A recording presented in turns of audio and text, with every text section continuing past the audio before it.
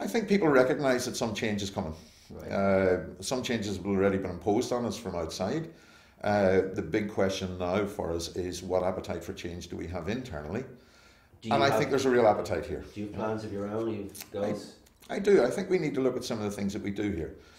There's two things. I think we have tremendous young talent coming through, and we have to look at how we cultivate that and develop that. A traditional academic way has been that academics have basically sorted out for themselves how their career is going to develop. Mm-hmm. And they've been largely left to their own devices, and some have made it to the top and some have fallen by the wayside. I think we've got to actively cultivate succession. We've got to actively mentor the youngsters through.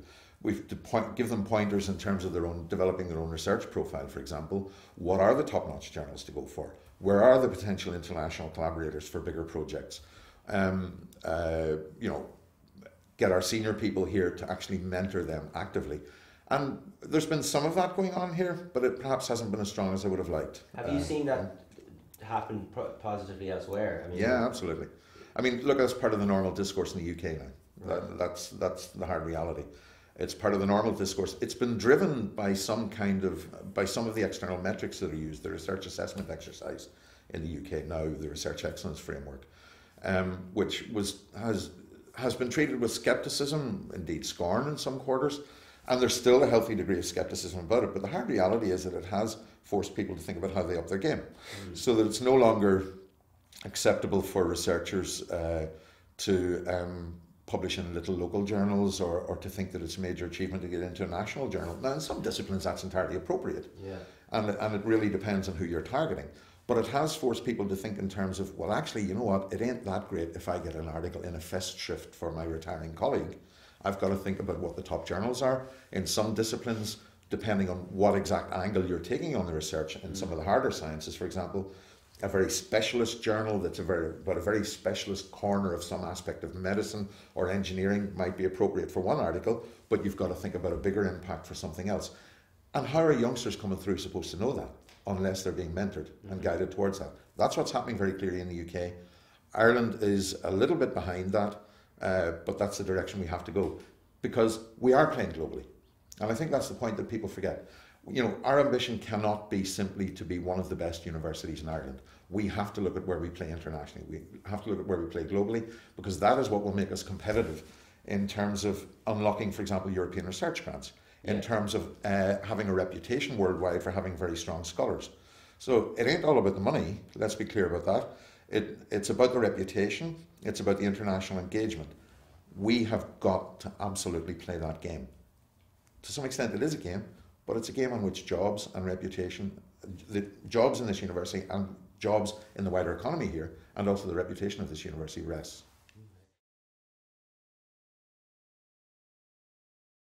I think every economy has to recognise, and every society has to recognise, that the strongest economies have got a strong production element to them, and that is on the STEM side. You know, some of the weakest economies, and one of the, I think, the weaknesses of the Irish economy in the last lot of years, and still is that we rely an awful lot on service industries and SMEs, but we don't necessarily have the stronger production element that leads to exports and so on.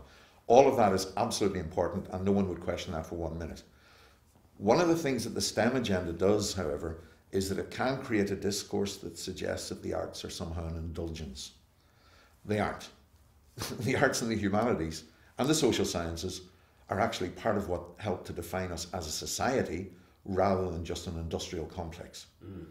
And more to the point, there is an economic dimension to that as well. You know, there was a very important research paper that was published recently by the UK government advisor on the cultural industries, Anthony Lilly, along with a colleague of mine at the University of Ulster, Paul Moore, called Counting What Counts, and it paraphrases Einstein and his famous dictum that not everything that is countable counts, and not everything that counts is countable.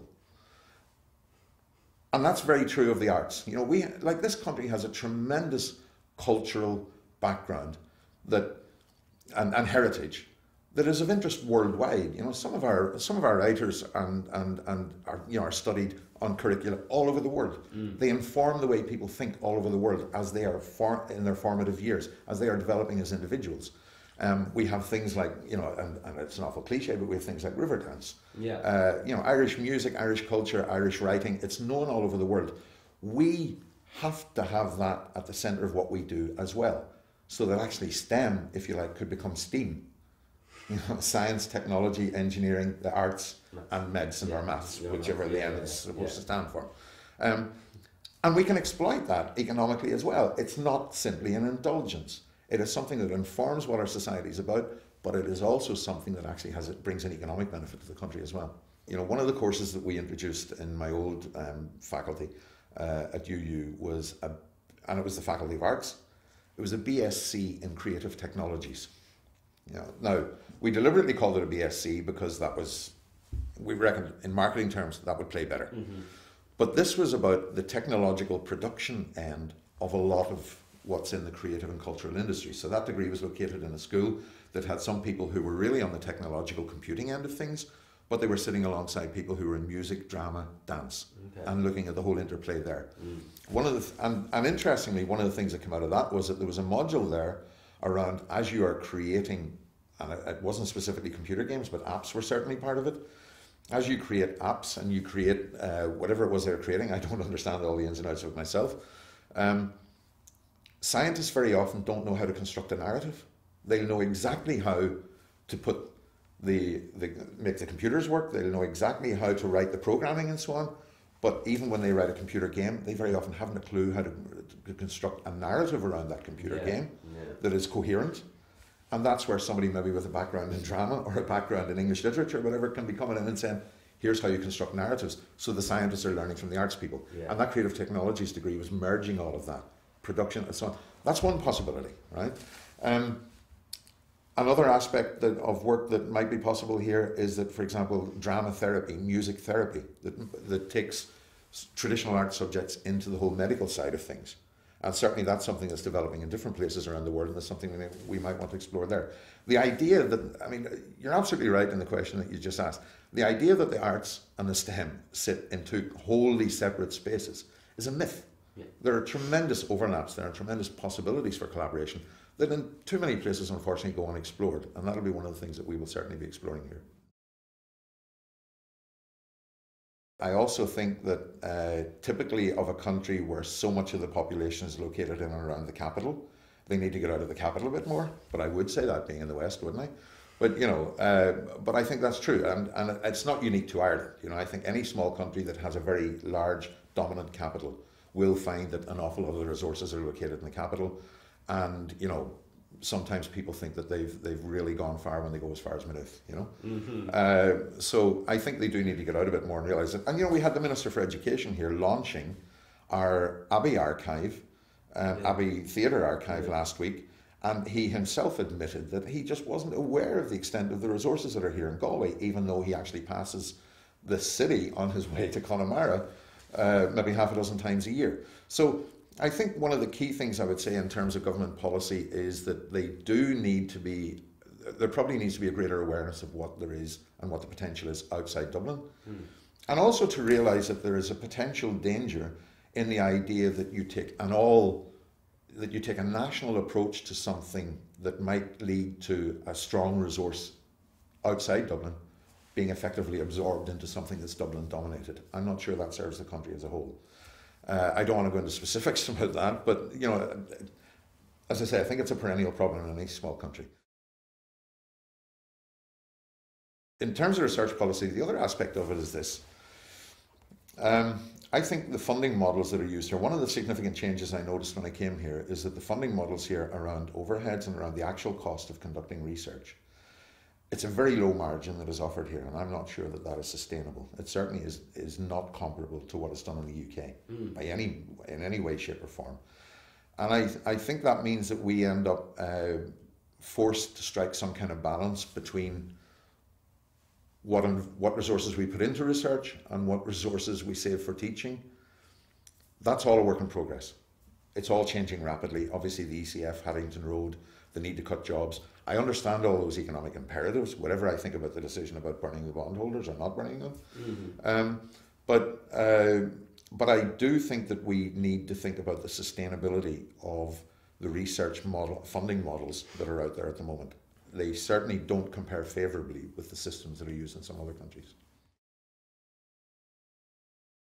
Horizon 2020 is one which, going back to the point about arts, I think it's been noted generally that the arts and social sciences have come up a bit short in Horizon 2020. Oh, really? But you're right, it does offer tremendous possibilities, provided people think collaboratively and think internationally. Yeah. And I think that goes back to the point that I was saying that, we cannot sit here in Galway and think that we're great because we're a good university in the west of Ireland.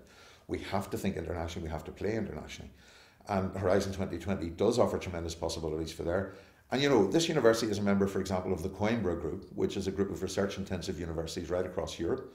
And the annual meeting is in Holland next month, and I'll be going to that and getting to know the Coimbra Group a bit better as a result of that. And I think that is a network that I know some universities, including my old university, would give their left arm for, to be part of. And it's a possibility for us in terms of exploiting. But those are really research, Trinity's in there, it's the only other Irish university in there. Oxford, Cambridge, Edinburgh, Bristol are in there from the UK. I think it's Göttingen, Heidelberg, and a couple of others from Germany. And, really prestigious universities. What will the purpose of the meeting be? Well, that group is a group that was set up 40 years ago, and it was about networking and exploring possibilities for collaboration that would enhance the profile of all the universities. Now, some universities take it more seriously than others.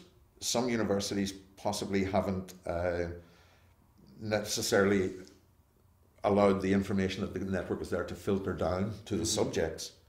And one of the things that I've made part of my mission here, together with the VP Research, Lokesh Joshi, is that our people here would look at the Coimbra network and see whether they've got good potential collaborators. And one such collaboration around archives is already developing, that would enable us to basically put in a collaborative bid that might be a partner from Poland, a partner from Austria, a partner, ourselves, a partner from Portugal, for Horizon 2020 funding. And that kind of ready-made network means that you're not starting from scratch and looking for partners. Now, not every Coimbra university is going to have exactly the research interests that we want for any given project, but there's about 35, 40 universities in the network. You're going to find partners somewhere in there. That's a real possibility for us in terms of unlocking the Horizon 2020 funding.